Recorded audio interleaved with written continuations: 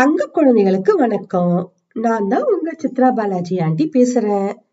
இன்னைக்கு நாம யார் அழகு அப்படிங்கிற தலைப்புல ஒரு அருமையான கதை கேட்க போறோம்.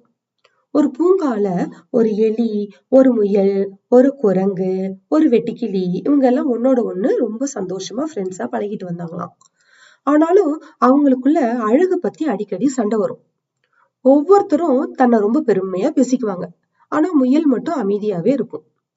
நம்ம 4 பேர்ல நான் தான் ரொம்ப அழகு, மனுஷங்க கூட எங்க இடத்துல இருந்துதான் வந்ததா சொல்லுவாங்க அப்படின்னு குதிச்சு குதிச்சு டான்ஸ் ஆடிட்டே சொல்லுமா குரங்கு. அதுக்கு எலி சொல்லுமா, அட போயா, நாங்கெல்லாம் மனுஷங்க வீட்டுக்குள்ளேயே புத்திசாலித்தனமா ஒளிஞ்சுக்கிட்டு வாழ்வோம் தெரியுமா? எங்கள்கிட்ட அழகு மட்டும் இல்ல, அறிவும் இருக்குது. அதனால நான் தான் அழகு தேவதை அப்படின்னு சொல்லுமா எலி.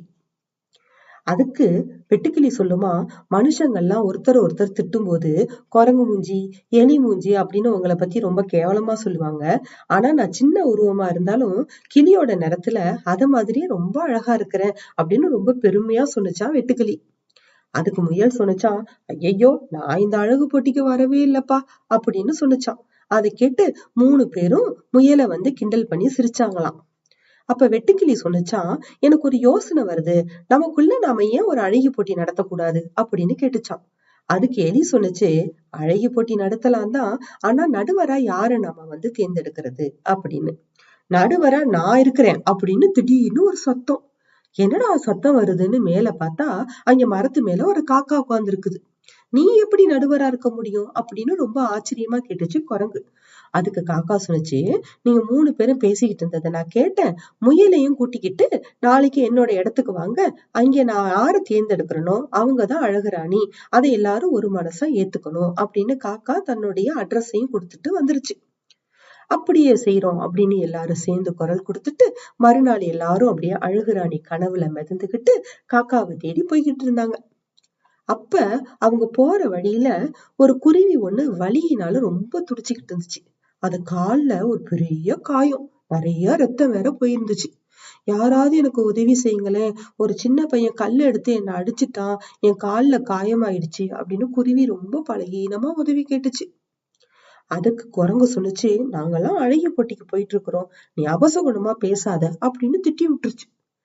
குருவிய பார்த்த எலியும் வெட்டுக்கிளியும் முகத்தை திருப்பிக்கிட்டு அதுக்கு உதவி செய்யாமையே போயிட்டாங்க. ஆனா முயல் என்ன பண்ணுச்சு தெரியுமா? மெதுவா தயங்கி தயங்கி குருவி கிட்ட குருவி காலை எடுத்து மெதுவா தொடச்சு விட்டு அதுக்கப்புறம் அவசர அவசரமா மருந்து தேடி கண்டுபிடிச்சு அதை கால்ல வச்சு கட்டி விட்டுட்டு அதுக்கப்புறமா அழகி போட்டிக்கு போனுச்சு. அழகி போட்டியும் ஆரம்பமானுச்சு. சரியான நேரத்துல முயல் மட்டும் அங்கே போகல. மத்த 3 பேரும் அந்த அழகி போட்டியில சரியான நேரத்துல கலந்துக்கிட்டாங்க. அழகுக்கும் அறிவுக்கும் நான் மதிப்பெண் போட்டுட்டேன்.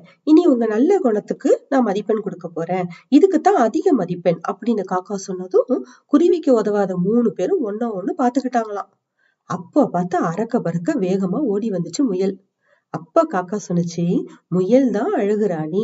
இத அழகுராணியா தேர்வு செய்யறதுக்கு நான் ரொம்ப பெருமைப்படுறேன். குருவி என்னுடைய நண்பன் தான்.